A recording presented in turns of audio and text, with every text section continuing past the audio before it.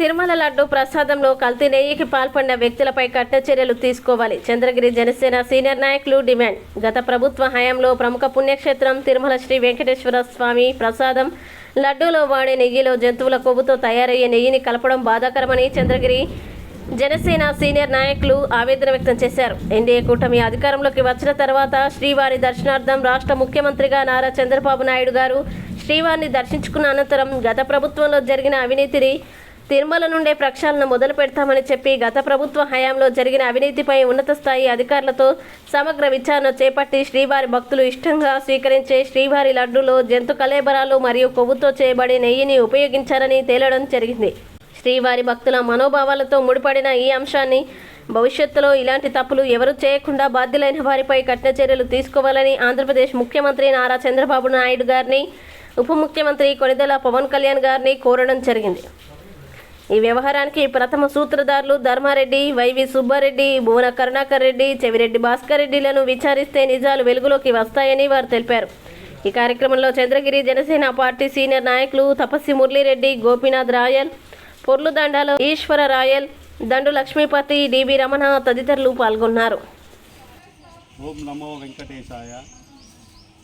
గోవింద వేడుకొండవాడ వెంకటరమణ గోవింద గోవింద.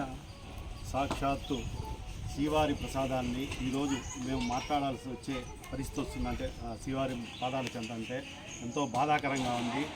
ఒక పవిత్రమైన శ్రీవారి ప్రసాదాన్ని ఎంత అపవిత్రం చేసే పరిస్థితి ఈ వైఎస్ఆర్సీపీ గవర్నమెంట్ తీసుకొచ్చిందంటే, గతంలో కూడా ఇదే ప్రభుత్వము ఆ శ్రీవారి లడ్డుని ఓటుకు కూడా పెట్టడం జరిగింది.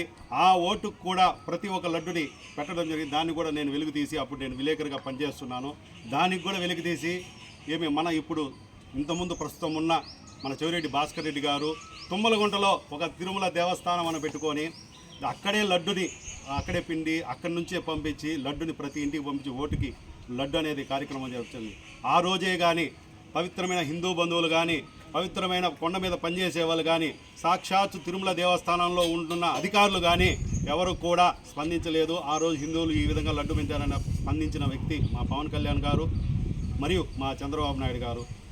ఈరోజు ఈ దుస్థితికి తీసుకురావడానికి గల కారణమైన ముఖ్యమైన ఒక ధర్మారెడ్డి గారు కానీ కావచ్చు, మన చెవిరెడ్డి భాస్కర్ రెడ్డి గారు కావచ్చు, కరుణాకర్ రెడ్డి గారు కావచ్చు, ఆయన వెంకట సుబ్బారెడ్డి గారు కావచ్చు, ప్రతి ఒక్కరూ పవిత్రమైన లడ్డు మీద ఇంత దుస్థితి తీసుకురావడానికి నేను ఆ పదాలు కూడా వాడడానికి చాలా బాధాకరంగా ఉంది. ఆ లడ్డుని ప్రపంచవ్యాప్తంగా ఒక దైవాంత సన్ముఖమైన శ్రీనివాసుని చూసినట్టు ప్రసాదాన్ని స్వీకరిస్తారు. అటువంటి ప్రసాదానికి కూడా అవమానకరంగా చేసి కొన్ని పదార్థాలు కలిపి ఈరోజు పవిత్రమైన లడ్డుని అపవిత్రం చేసిన ప్రతి ఒక్కరికి కఠినమైన శిక్ష పడే విధంగా మా ఎన్డీఏ కూటమి ప్రభుత్వం తీసుకురావాలనేసి, హిందూ మనోభావాలను దెబ్బతీసిన వారి మీద కఠిన చర్యలు తీసుకోవాలనేసి మేము ప్రతి ఒక్కరిని వేడుకుంటున్నాము.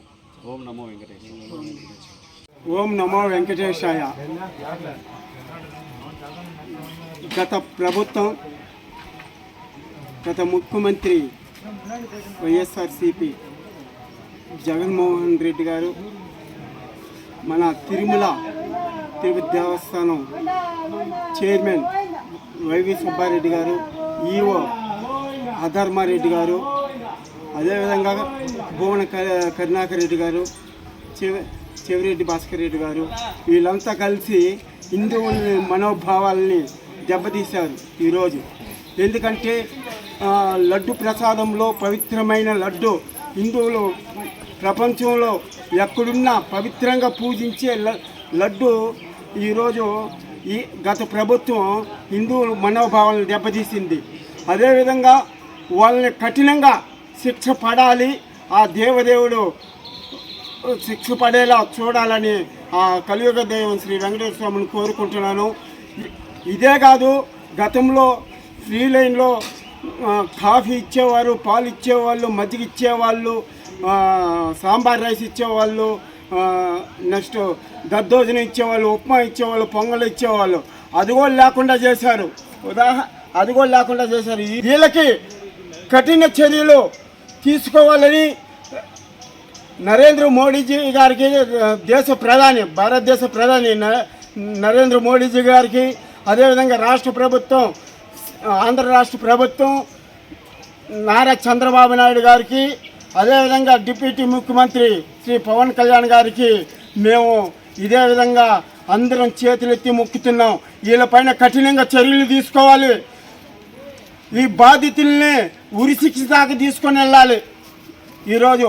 అదేవిధంగా మేము నిన్న చేపట్టిన పవన్ కళ్యాణ్ గారు దీక్ష, స్వామి మమ్మల్ని క్షమింపుడు, గత ప్రభుత్వంలో తప్పు చేశారు, మేము ఇంకా తప్పు చేయమనేసి అందరూ హిందూ మనోభావాలు కోట్లలో ఉన్నారు. హిందూ మనోభావాలను దెబ్బతీశారు కాబట్టి మేము ప్రాయశ్చిత్తంగా వేడుకుంటున్నాము.